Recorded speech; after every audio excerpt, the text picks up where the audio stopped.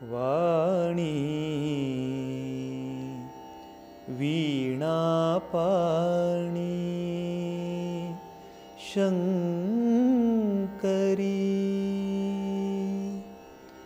ವಾಣಿ ವೀಣಾಪಾಣಿ ಶಂಕರಿ ವಾಣಿ ವೀಣಾಪಾಣಿ ಶಂಕರಿ ವಾರಿಜಾಸನ ಪ್ರಿಯೆ ಪಾಲಿಸೋ ವಾರಿಜಾಸನ ಪ್ರಿಯೆ ಪಾಲಿಸೋ ವಾಣಿ ವೀಣಾಪಾಣಿ ಶಂಕರಿ ವಾಣಿ ವೀಣಾಪಾಣಿ ಶಂಕರಿ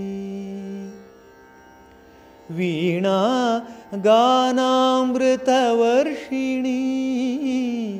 ವೀಣಾ ಗಾನಾಮೃತವರ್ಷಿಣಿ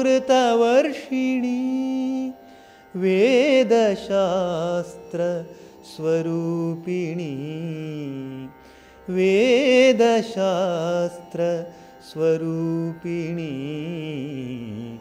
ವಾಣಿ ವೀಣಾಪಾಣಿ ಶಂಕರಿ ವಾಣಿ ವೀಣಾಪಾಣಿ ಶಂಕರಿ ಪರಮದಯಾಕರಿ ಸರಸಿಜನಯನೆ ಪರಮದಯಾಕರಿ ಸರಸಿಜನಯನೆ ವರಮೃದುಭಾಷಿಣಿ ಶರದಿಂದುವದನೆ ವರಮೃದುಭಾಷಿಣಿ ಶರದಿಂದುವದನೆ ಸರಸ್ವತಿ ಯದುವಂಶವರ್ಧಿನಿ ಸರಸ್ವತಿ ಯದುವಂಶವರ್ಧಿನಿ ವರವೈಣಿಕ ಶಿವರಾಮ ವರದೆ ವರವೈಣಿಕ ಶಿವರಾಮ ವರದೆ ವಾಣಿ ವೀಣಾಪಾಣಿ ಶಂಕರಿ ವಾರಿಜಾಸನ ಪ್ರಿಯೆ ಪಾಲಿಸೋ ವಾಣಿ ವೀಣಾಪಾಣಿ ವೀಣಾಪಾಣಿ ವೀಣಾಪಾಣಿ ಶಂಕರಿ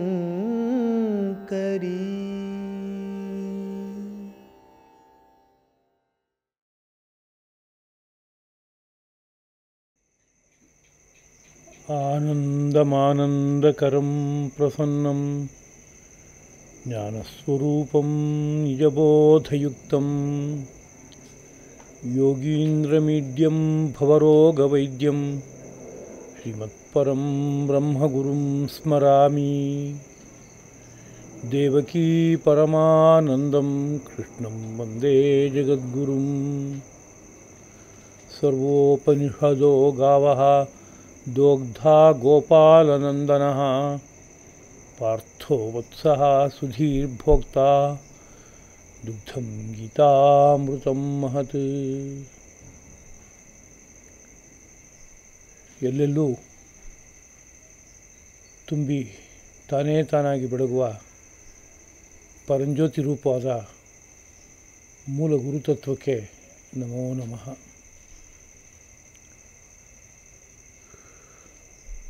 ಹೃದಯ ವೇದಿಕೆಯಲ್ಲಿ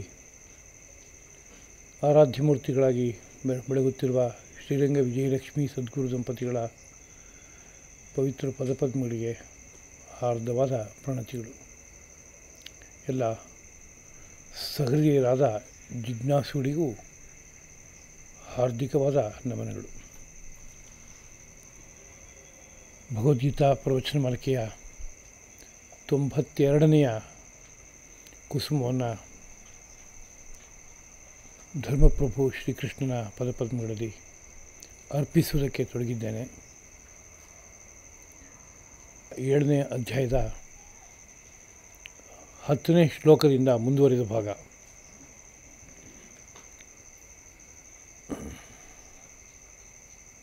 ಎಲ್ಲೆಲ್ಲಿ ಪರತತ್ವ ಎಂಬುದು ಯಾವ್ಯಾವ ರೂಪದಲ್ಲಿ ನೆಲೆಸಿರುತ್ತೆ ಅನ್ನುವ ವಿಷಯವನ್ನು ಶ್ರೀಕೃಷ್ಣ ಪ್ರಭು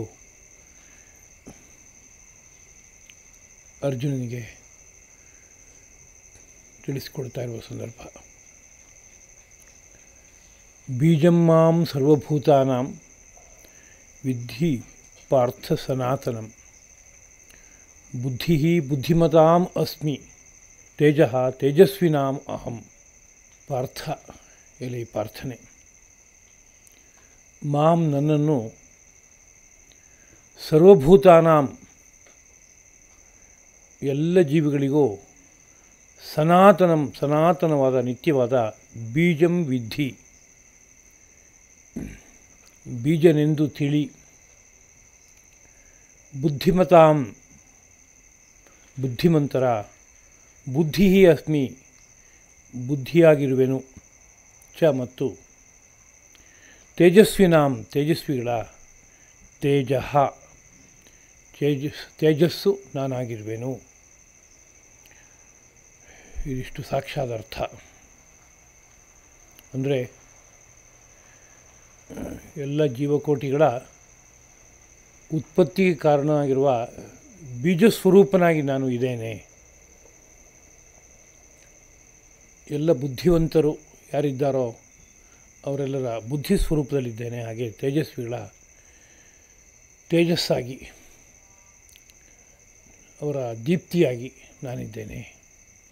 ಎಲ್ಲ ಜೀವಕೋಟಿಗಳ ಬೀಜಸ್ಥಾನದಲ್ಲಿ ನಾನಿದ್ದೇನೆ. ಅಂದರೆ ಎಲ್ಲ ಜೀವಕೋಟಿಗಳು ಎಲ್ಲಿ ಹುಟ್ಟಿ ಬೆಳೀತಾ ಇದೆ, ಹೇಗೆ ಹುಟ್ಟಿ ಬೆಳೀತಾ ಇದೆ ಅಂತ ನೋಡಿದ್ರೆ ಅದಕ್ಕೆಲ್ಲ ಯಾವುದೋ ಒಂದು ಬೀಜ ಅಥವಾ ಬೀಜಸ್ಥಾನೀಯವಾದಂಥ ಒಂದು ವಸ್ತು ಇರುತ್ತೆ. ಒಂದು ಗಿಡಮರ ಬಳ್ಳಿಗಳಲ್ಲಿ ಕೆಲವು ಬೀಜದಿಂದ ಬೆಳೀತಾ ಇದೆ, ಇನ್ನು ಕೆಲವು ಆ ಗಿಡಮರ ಬಳ್ಳಿಗಳ ಯಾವುದೋ ಒಂದು ಟೊಂಗೆ ಅದೇ ಇನ್ನೊಂದು ವೃಕ್ಷವಾಗಿ ಬೆಳ್ಕೊಂಡು ಹೋಗುತ್ತೆ.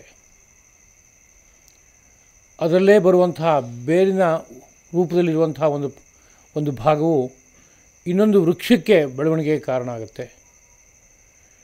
ಇನ್ನೆಷ್ಟೋ ಸಸ್ಯಗಳಲ್ಲಿ ಅದರ ಎಲೆಯೇ ಇನ್ನೊಂದು ಅದೇ ತರಹ ಸಸ್ಯವನ್ನು ಹುಟ್ಟುಹಾಕೋದಕ್ಕೆ ಕಾರಣ ಆಗುತ್ತೆ. ಹೀಗೆ ಗಮನಿಸಿದಾಗ ಈ ಎಲ್ಲ ಗಿಡಮರ ಬಳ್ಳಿಗಳು, ಸಸ್ಯಗಳು ಹುಟ್ಟಿ ಬೆಳೆಯೋದಕ್ಕೆ ಬೇಕಾಗುವ ಬೀಜಸ್ಥಾನದಲ್ಲಿರುವ ಯಾವುದ್ಯಾವುದೋ ಒಂದೊಂದು ಅಂಶಗಳಿದೆ. ಆ ಬೀಜಸ್ಥಾನದಲ್ಲಿರುವಂತಹ ಅಂಶ ಏನಿದೆ ಅದು ನಾನೇ ಆಗಿದ್ದೇನೆ ಅಂತ ಶ್ರೀಕೃಷ್ಣ ಪ್ರಭು ಹೇಳ್ತಾ ಇದ್ದಾನೆ. ಅಂದರೆ ಪರಾತ್ಪರ ತತ್ವ ಯಾವುದಿದೆ ಆ ಪರಾತ್ಪರ ತತ್ವವೇ ಸನಾತನವಾದ ಬೀಜವಾಗಿದೆ ಅಂತ. ಸನಾತನ ಅಂದರೆ ನಿತ್ಯವಾದ ಅಂತ ಅರ್ಥ. ಇವತ್ತೊಂದು ತರಹ ನಾಳೆ ಒಂದು ತರಹ ಅಂತಿಲ್ಲ. ಹಿಂದೂ ಹಾಗೇ ಇತ್ತು, ಇವತ್ತು ಹಾಗೇ ಇದೆ, ಮುಂದೂ ಹಾಗೇ ಇರುತ್ತೆ. ಹಾಗಿರುವಂತಹ ಬೀಜಸ್ಥಾನದಲ್ಲಿ ನಾನಿದ್ದೇನೆ ಅಂತ.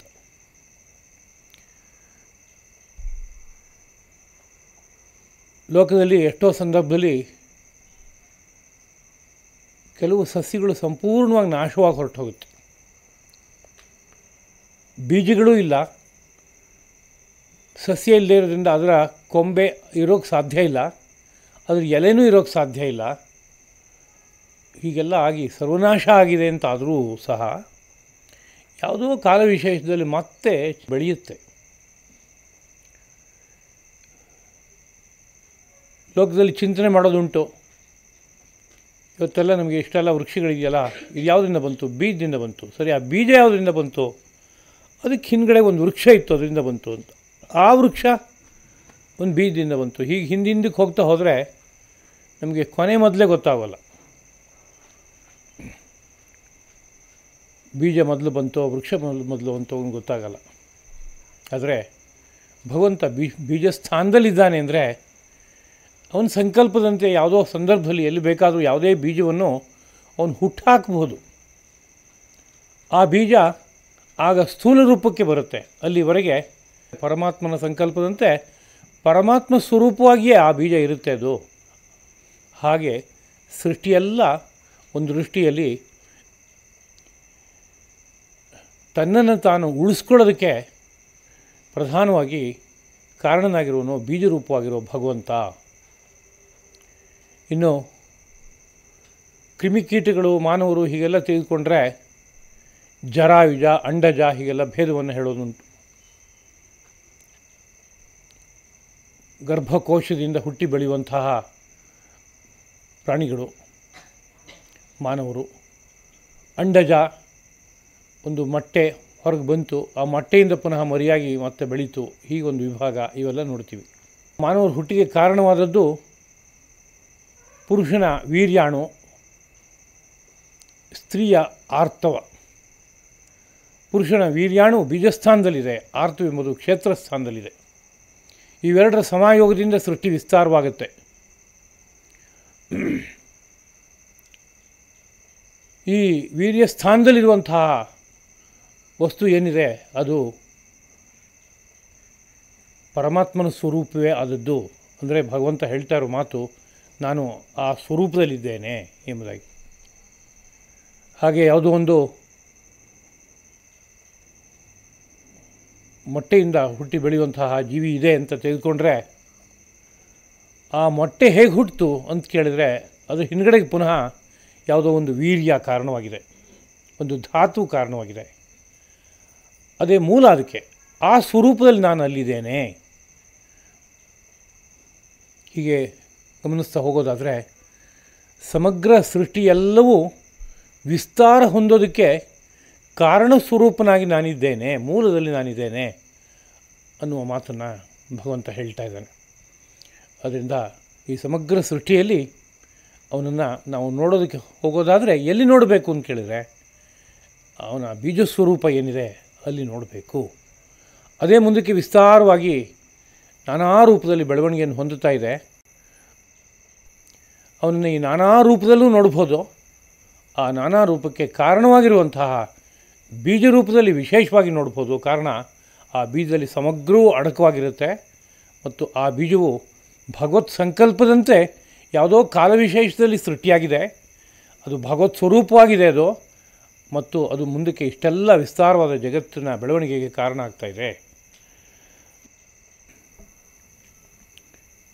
ಬುದ್ಧಿ ಬುದ್ಧಿಮತಾಂ ಅಸ್ಮಿ. ಬುದ್ಧಿಮಾನ್ ಅಂದರೆ ಪ್ರಶಸ್ತವಾದ ಬುದ್ಧಿ ಯಾರಿದೆಯೋ ಅವನನ್ನು ಬುದ್ಧಿಮಾನ್ ಅಂತ ಕರಿಬೇಕು.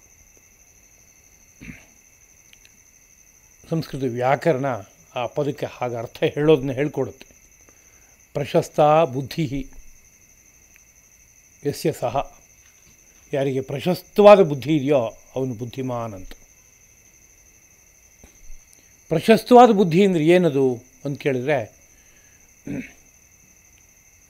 ಈ ಪ್ರಪಂಚದಲ್ಲಿ ಯಾವುದು ಹೇಗೆ ಅಂತ ಒಂದು ನಿಶ್ಚಯಾತ್ಮಕವಾದಂತಹ ನಿಲುವಿದೆಯಲ್ಲ, ಅದಕ್ಕೆ ಕಾರಣವಾಗುವಂಥ ಒಂದು ಸಾಧನ ಅಂತ ಇಟ್ಕೋಬೇಕು. ನಿಶ್ಚಯಾತ್ಮಿಕ ಅಂತಃಕರಣ ವೃತ್ತಿ ಅಂತ ಅದಕ್ಕೆ ವಿವರಣೆಯನ್ನು ಕೊಡುವಂಥದ್ದುಂಟು. ನಿಶ್ಚಯಾತ್ಮಿಕ ಅಂತಃಕರಣ ವೃತ್ತಿ ಅಂದರೆ ನಮ್ಮ ಅಂತಃಕರಣ ಅಲ್ಲೊಂದು ಅಲೆ ಏರ್ಪಡುತ್ತೆ, ಆಕಾರ ಏರ್ಪಡುತ್ತೆ. ಆ ಆಕಾರ ಇದು ಹೀಗೆ ಅಂತ ನಿಶ್ಚಿತವಾದಂತಹ ಸ್ವರೂಪವನ್ನು ಹೊಂದಿರುತ್ತೆ. ಸೃಷ್ಟಿಯ ಯಾವುದೇ ವಿಷಯವನ್ನು ವಿವೇಚನಾತ್ಮಕವಾಗಿ ತೀರ್ಮಾನ ಮಾಡೋದಕ್ಕೆ ಹೊರಟಾಗ ಯಾರ ಬುದ್ಧಿಯು ಯಾವುದೇ ಭ್ರಮೆಗೆ ಒಳಗಾಗದೆ, ಯಾವುದೇ ಒಂದು ಸಂಶಯಕ್ಕೆ ಎಡೆಯಿಲ್ಲದಂತೆ ಇದಮಿತ್ತಂ ಎಂಬುದಾಗಿ ಒಂದು ನಿರ್ಣಯ ಮಾಡುತ್ತೋ ಅವನು ಬುದ್ಧಿ ಪ್ರಶಸ್ತವಾದ ಬುದ್ಧಿ, ಅದು ಶ್ರೇಷ್ಠವಾದ ಬುದ್ಧಿ. ಲೋಕದಲ್ಲಿ ಎಲ್ಲ ಜೀವಕೋಟಿಗಳಿಗೂ ಬುದ್ಧಿ ಅನ್ನೋದಿದೆ. ಮಾನವರಲ್ಲೂ ಎಲ್ಲರಲ್ಲೂ ಬುದ್ಧಿ ಅನ್ನೋದಿದೆ. ಆದರೆ ಆ ಬುದ್ಧಿಗಳಲ್ಲೆಲ್ಲ ಒಂದು ಪ್ರಶಸ್ತವಾದ ಬುದ್ಧಿ ಎಂಬುದಾಗಿ ಉಂಟು. ಅದು ಯಾವುದು ಪ್ರಶಸ್ತವಾದ ಬುದ್ಧಿ ಅಂತ ಕೇಳಿದರೆ, ಯಾವ ಬುದ್ಧಿಯು ಎಲ್ಲ ವಿಷಯಗಳನ್ನು ತಪ್ಪಿಲ್ಲದಂತೆ, ಸಂಶಯವಿಲ್ಲದಂತೆ ನಿರ್ಣಯ ಮಾಡೋದಕ್ಕೆ ಸಾಧನವಾಗುತ್ತೋ ಅಂಥದ್ದು. ಆ ನಿರ್ಣಯವೂ ಸಹ ಅಧ್ಯವಸಾಯೋ ಬುದ್ಧಿ, ಬುದ್ಧಿ ಎಂಬುದಾಗಿಯೇ ಕರೆಯಲ್ಪಡುತ್ತೆ ಅಂತ. ಇದು ಸಾಮಾನ್ಯವಾಗಿ ಯಾರಿಗಿರುತ್ತೆ ಅಂತ ಕೇಳಿದರೆ, ಯಾರಿಗೆ ಸತ್ವಗುಣ ಬಲಿಷ್ಠವಾಗಿರುತ್ತೋ, ಯಾರು ಪರಮ ಸಾತ್ವಿಕರಾಗಿರ್ತಾರೋ ಅವರಿಗೆ ಬುದ್ಧಿ ಬಹಳ ಶುದ್ಧವಾಗಿರುತ್ತೆ. ಶುದ್ಧಾ ಹಿ ಬುದ್ಧಿ ಕಿಲ ಕಾಮಧೇನು. ಶುದ್ಧವಾದ ಬುದ್ಧಿ ಅನ್ನೋದು ಒಂದು ಕಾಮಧೇನು ಇದ್ದ ಹಾಗೆ. ಕೇಳಿದ್ದನ್ನೆಲ್ಲ ಕೊಡುವಷ್ಟು ಸಾಮರ್ಥ್ಯ ಇರುತ್ತೆ ಅದಕ್ಕೆ. ಏನನ್ನು ಬೇಕಾದ್ರೂ ಅರ್ಥ ಮಾಡಿಸುತ್ತೆ, ಆಮೇಲೆ ಏನನ್ನು ಬೇಕಾದ್ರೂ ಸಾಧನೆ ಮಾಡೋಕ್ಕೆ ಬೇಕಾಗುವ ಮಾರ್ಗ ಹಾಕ್ಕೊಡುತ್ತೆ. ಅದರಿಂದ ಶುದ್ಧವಾದ ಬುದ್ಧಿಗೆ ಕಾಮಧೇನುವುದು ಎಂಬುದಾಗಿ ಕೊಂಡಾಡಿರುವಂಥದ್ದು ಉಂಟು. ಆ ಶುದ್ಧವಾದ ಬುದ್ಧಿ ಯಾವ ಸ್ವರೂಪದಲ್ಲಿರುತ್ತೆ ಅಂದರೆ ಸತ್ವ ಭೂಯಿಷ್ಠವಾಗಿರುತ್ತೆ, ಸತ್ವಗುಣ ಅತಿಶಯವಾಗಿರುತ್ತೆ. ಅದರಲ್ಲಿ ರಜಸ್ಸಿನ ಪ್ರಮಾಣ ಜಾಸ್ತಿ ಆದಾಗ ಆ ಬುದ್ಧಿ ಸೂಕ್ಷ್ಮಾತಿ ಸೂಕ್ಷ್ಮವಾದ ವಿಷಯವನ್ನು ಶೋಧನೆ ಮಾಡೋಕ್ಕಾಗಲ್ಲ. ಅದಕ್ಕೆ ಏಕಾಗ್ರತೆ ಇರಲ್ಲ. ಅದು ಆ ಕಡೆ ಈ ಕಡೆ ಸಂಚರಿಸ್ತಾ ಇರುತ್ತೆ. ಅದರಿಂದ ಯಾವ ವಿಷಯವನ್ನು ಇದಮಿತ್ತವಂತ ನಿರ್ಣಯ ಮಾಡೋದಕ್ಕೆ ಅದಕ್ಕೆ ಬರಲ್ಲ. ಆದ್ದರಿಂದ ಶುದ್ಧವಾದ ಬುದ್ಧಿ ಅದೇ ಪ್ರಶಸ್ತವಾದ ಬುದ್ಧಿ. ಹಾಗಂದ್ರೆ ಏನಪ್ಪ ಅಂದರೆ ರಜಸ್ತಮಸ್ಸುಗಳ ಹಾವಳಿಗೆ ಒಳಗಾಗದೇ ಇರುವಂಥ ಬುದ್ಧಿ. ಸತ್ವವೇ ಪ್ರಧಾನವಾಗಿರುವಂತಹ ಬುದ್ಧಿ ಅದು. ಸತ್ವಗುಣದ ಸ್ವಭಾವವನ್ನು ಯೋಗಶಾಸ್ತ್ರ ಹೇಳುವಾಗ ಅದು ಚಿತ್ತೈಕಾಗ್ರಕ್ಕೆ ಕಾರಣವಾಗುವಂಥ ಒಂದು ಶಕ್ತಿ ಎಂಬುದಾಗಿ ಕರೀತಾರೆ. ಅಂದರೆ ಮನಸ್ಸನ್ನು ಒಂದು ವಸ್ತುವಿನ ಮೇಲೆ, ಒಂದು ವಿಷಯದ ಮೇಲೆ ನಿಲ್ಲಿಸೋದಕ್ಕೆ ಸಹಾಯವಾಗುವಂಥ ಶಕ್ತಿ ಎಂಬುದಾಗಿ ಕರೀತಾರೆ. ಒಂದು ವಸ್ತುವಿನ ಮೇಲೆ ಮನಸ್ಸನ್ನು ನಿಲ್ಲಿಸಿದ್ರೆ ಏನಾಗುತ್ತೆ ಅಂತ ಕೇಳಿದ್ರೆ, ದೀರ್ಘಕಾಲ ನಿಲ್ಲಿಸ್ತಾ ಹೋದಾಗ ಆ ವಸ್ತುವಿನ ಆಳದಲ್ಲಿ ಪದರದಲ್ಲಿರುವಂಥ ಅನೇಕ ಅಂಶಗಳೆಲ್ಲ ಗೊತ್ತಾಗ್ತಾ ಹೋಗುತ್ತೆ. ಅದು ಯಾವುದೂ ಮರೆಯಲ್ಲಿ ಉಳಿಯೋಲ್ಲ, ಎಲ್ಲವೂ ಸಿಕ್ಬಿಡುತ್ತೆ ಕೈಗೆ. ಒಂದು ವಸ್ತು ಅಂತಂದ್ರಾಗ ಅದಕ್ಕೆ ಭೌತಿಕವಾದ ಸ್ತರದಲ್ಲಿ ಆಲೋಚನೆ ಮಾಡುವಾಗ ಅದೊಂದು ರೀತಿಯಲ್ಲಿ ಗೋಚರವಾಗುತ್ತೆ. ಆದರೆ ಇನ್ನೂ ಆ ವಸ್ತುವಿನ ಮೇಲೆ ಏಕಾಗ್ರಗೊಳಿಸ್ತಾ ಹೋದಾಗ ಆ ಭೌತಿಕ ವಸ್ತುವಿನ ಹಿಂದೆ ಒಂದು ದೈವಿಕವಾದ ಸ್ವರೂಪ ಇದೆ. ಆ ದೈವಿಕ ಸ್ವರೂಪದ ದರ್ಶನ ಮಾಡೋಕ್ಕಾಗತ್ತೆ. ಹೀಗೆ ಆಳಕ್ಕೆ ಹೋಗೋಕ್ಕೆ ಕಾರಣ ಆಗುತ್ತೆ ಯಾವುದಪ್ಪ ಅಂದರೆ ಸಾತ್ವಿಕವಾದ ಬುದ್ಧಿ. ಆ ಸಾತ್ವಿಕವಾದ ಬುದ್ಧಿಯೇ ಒಬ್ಬನಿಗೆ ಸಮಾಧಿ ರೂಪವಾದ ಅನುಭವಕ್ಕೂ ದಾರಿ ಮಾಡಿಕೊಡುತ್ತೆ. ಅದು ಆ ಬುದ್ಧಿಯ ವೈಶಿಷ್ಟ್ಯ ಏನಪ್ಪ ಅಂದರೆ ಇದು ಸರಿ, ಇದು ತಪ್ಪು, ಇದು ಹೀಗೆ ಅಂತ ಒಂದು ಪೃಥಕ್ ಬೇರೆ ಬೇರೆ ಹೀಗೆ ಇಂತಿಂಥ ಕಾರಣಗಳಿಂದ ಅಂತ ಸ್ಪಷ್ಟತೆಯನ್ನು ಕೊಡುತ್ತೆ. ಅದು ಅದರ ವೈಶಿಷ್ಟ್ಯ. ಅದು ಅದರಿಂದ ಬುದ್ಧಿ ವಿವೇಚನಾ ರೂಪ ಎಂಬುದಾಗಿ ಹೇಳೋದುಂಟು. ಮತ್ತು ಅದನ್ನು ಕೊಂಡಾಡುವಾಗ ಜ್ಞಾನಜನನಿ.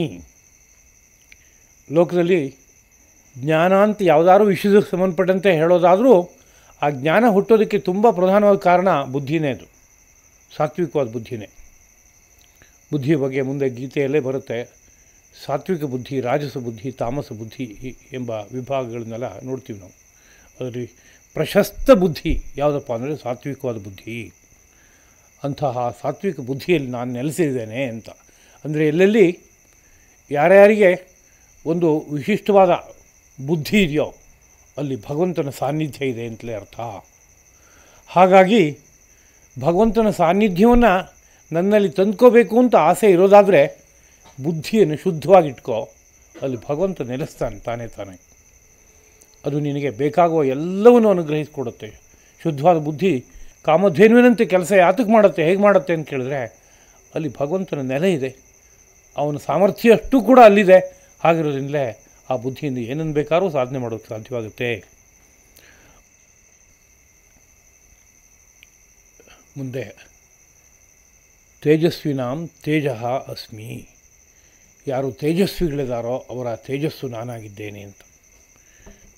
ತೇಜಸ್ಸು ಅಂದರೆ ದೀಪ್ತಿ, ಪ್ರಾಗಲ್ಭ್ಯ, ಪ್ರಭಾವ, ಪರಾಕ್ರಮ ಇವೆಲ್ಲ ಅರ್ಥ ಇದೆ. ಯಾರೋ ಒಬ್ಬ ತುಂಬ ತೇಜಸ್ವಿಯಾಗಿದ್ದಾನೆ ಅಂದರೆ ಅವನು ಎಲ್ಲವನ್ನು ಎದುರಿಸಿ ನಿಲ್ಲೋದಕ್ಕೆ ಬೇಕಾಗೋ ಸಾಮರ್ಥ್ಯದಿಂದ ಕೂಡಿದ್ದಾನೆ, ಎಲ್ಲರನ್ನೂ ಆಳೋಕ್ಕೆ ಬೇಕಾಗೋ ಸಾಮರ್ಥ್ಯದಿಂದ ಕೂಡಿದ್ದಾನೆ. ಅವನ ಪ್ರಭಾವ ಅಷ್ಟು ವಿಶೇಷವಾದ ರೂಪದ್ದಾಗಿದೆ ಅಂತ ಅರ್ಥ. ಅದಕ್ಕೆ ಆ ತೇಜಸ್ಸು ಏನದು ಅಂತ ಕೇಳಿದ್ರೆ ತೇಜಸ್ವಿಗಳ ಒಳಗಡೆ ಇರುವಂಥ ಸಾರಿಷ್ಠವಾದ ವಸ್ತು ಅದು. ಅದರಿಂದಲೇ ಅವರಿಗೆ ತೇಜಸ್ವಿ ಅಂತ ಹೆಸರು ಬಂದಿದೆ. ಆ ತೇಜಸ್ಸು ಭಗವಂತನ ಸ್ವರೂಪವಾದದ್ದು. ಅಂದರೆ ಭಗವಂತನೇ ಅಲ್ಲಿ ತೇಜೋರೂಪದಲ್ಲಿ ನೆಲೆಸಿರ್ತಾನೆ ಅಂದರೆ ಲೋಕದಲ್ಲಿ ಯಾರಿಗೇ ಒಬ್ಬರಿಗೆ ಅತಿಶಯವಾದ ಪ್ರಭಾವ ಇದೆ, ಅತಿಶಯವಾದ ಸಾಮರ್ಥ್ಯ ಇದೆ, ಪ್ರಾಗಲ್ಭ್ಯ ಇದೆ ಅಂದರೆ ತಾತ್ಪರ್ಯ ಏನಪ್ಪ ಅಂದರೆ ಅಲ್ಲಿ ಒಂದು ವಿಶಿಷ್ಟವಾದಂಥ ಭಗವಂತನ ಸಾನ್ನಿಧ್ಯ ಇದೆ ಅಂತಲೇ ಅರ್ಥ. ಅದು ಇಲ್ಲದೆ ಅಂತಹ ಸಾಮರ್ಥ್ಯ ಬರೋಕ್ಕೆ ಸಾಧ್ಯನೇ ಇಲ್ಲ. ಆದರೆ ಆ ಸಾಮರ್ಥ್ಯವನ್ನು ಸದ್ವಿನಿಯೋಗ ಒಬ್ಬ ಮಾಡ್ಕೋಬೋದು, ಒಬ್ಬ ದುರ್ವಿನಿಯೋಗ ಮಾಡ್ಕೋಬೋದು. ಸದ್ವಿನಿಯೋಗ ಮಾಡಿಕೊಂಡಾಗ ಮತ್ತಷ್ಟು ವೃದ್ಧಿಯಾಗುತ್ತೆ. ದುರ್ವಿನಿಯೋಗ ಮಾಡಿಕೊಂಡಾಗ ಅದರ ಪರಿಣಾಮವಾಗಿ ಪಾಪದ ಕೂಪಕ್ಕೆ ಬೀಳಬೇಕಾಗತ್ತೆ, ಅನಂತ ಜನ್ಮಗಳನ್ನು ಎತ್ತಬೇಕಾಗತ್ತೆ. ಆ ವಿಷಯ ಬೇರೆ. ಆದರೆ ಸದ್ಬುದ್ಧಿ ಹಾಗೆ ಈ ತೇಜಸ್ಸು ಸಹ ಎಲ್ಲೆಲ್ಲಿ ನೆಲೆಸಿದೆಯೋ ಅಲ್ಲೆಲ್ಲ ಭಗವಂತನ ಒಂದು ಸಾನ್ನಿಧ್ಯ ಇರುತ್ತೆ. ಮುಂದಿನ ಶ್ಲೋಕ ಬಲಂ ಬಲವತಾಂ ಚಾಹಂ ಕಾಮರಾಗ ವಿವರ್ಜಿತಂ ಧರ್ಮಾವಿರುದ್ಧೋ ಭೂತೇಷು ಕಾಮೋಸ್ಮಿ ಭರತರ್ಷಭ.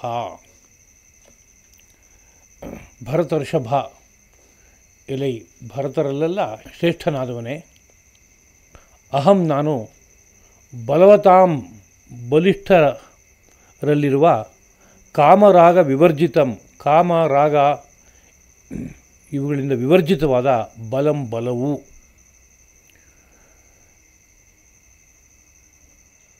ಭೂತೇಷು ಜೀವಗಳಲ್ಲಿರುವ ಧರ್ಮ ಅವಿರುದ್ಧ ಧರ್ಮಕ್ಕೆ ವಿರುದ್ಧವಲ್ಲದ ಕಾಮಃ ಅಸ್ಮಿ ಕಾಮರೂಪನಾಗಿದ್ದೇನೆ ಅಂತ.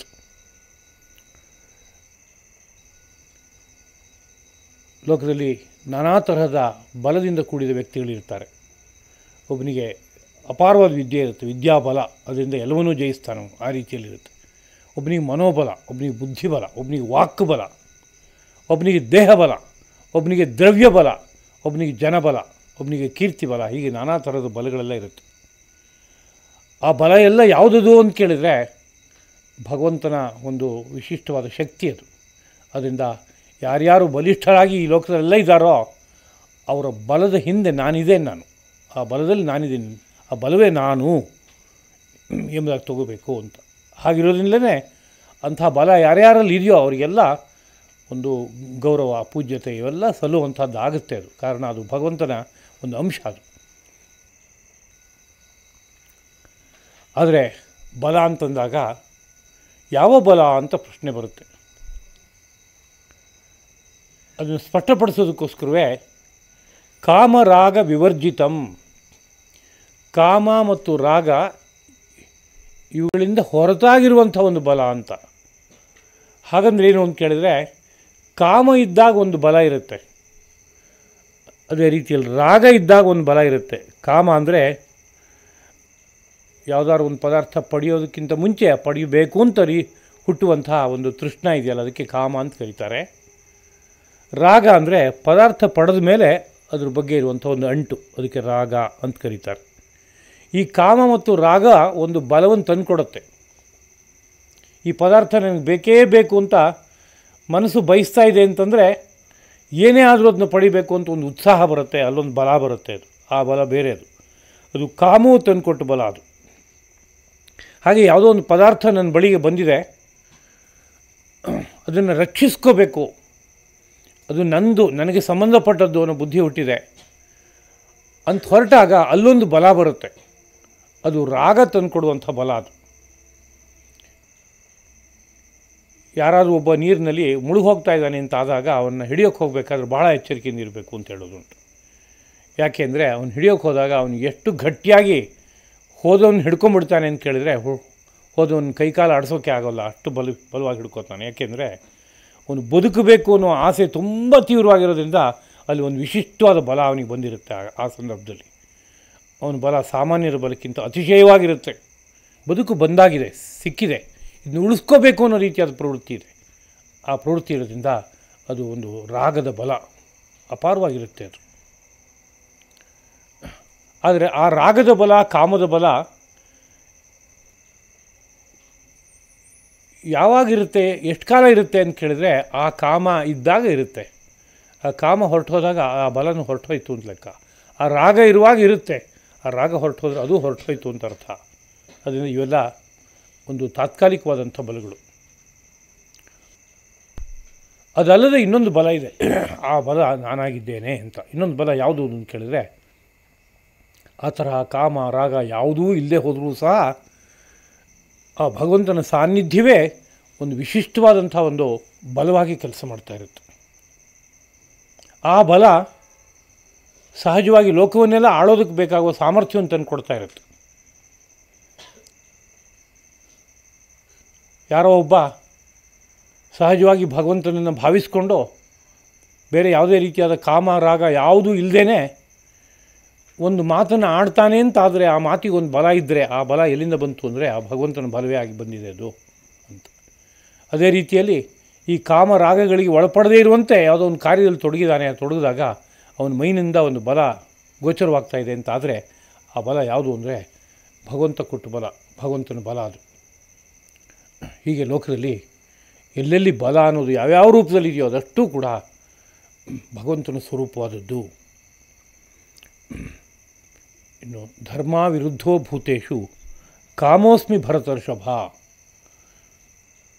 ಇಲ್ಲಿ ಭರತರ್ಷಭನೇ, ಭರತಶ್ರೇಷ್ಠನೇ, ನಾನು ಧರ್ಮಕ್ಕೆ ವಿರುದ್ಧವಲ್ಲದ ಕಾಮರೂಪದಲ್ಲಿದ್ದೇನೆ ಅಂತ.